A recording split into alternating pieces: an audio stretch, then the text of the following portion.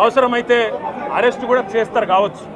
కానీ ఒకటి పక్క, తెలంగాణ కోసం గతంలోనే జైలుకు పోయి వచ్చిన వాళ్ళం. హైదరాబాద్ బ్రాండ్ ఇమేజ్ను పెంచే ప్రయత్నంలో భాగంగా హైదరాబాద్ బ్రాండ్ని కాపాడే క్రమంలో తీసుకున్న ఒక నిర్ణయం వల్ల మళ్ళీ జైలుకు పోవాల్సి వచ్చినా భయపడేది లేదు. ఒకసారి కాదు 100 సార్లైనా జైలుకు పోతాం, కానీ వదిలిపెట్టాం కాంగ్రెస్ ప్రభుత్వాన్ని, కాంగ్రెస్ పార్టీని. మీరిచ్చిన 420 హామీలు, మీరిచ్చిన దొంగ 6 గ్యారంటీలు, మీరిచ్చిన డిక్లరేషన్లు, ఇవాళ మీరు లోకల్ బాడీ ఎన్నికలకు సిద్ధమవుతా ఉన్నారని చెప్పి వార్తలు వస్తూ ఉన్నాయి. రేవంత్ రెడ్డి గారు నిన్ను మొత్తం రాష్ట్రంలోని బీసీ వర్గాల ప్రజలందరూ గమనిస్తున్నారు.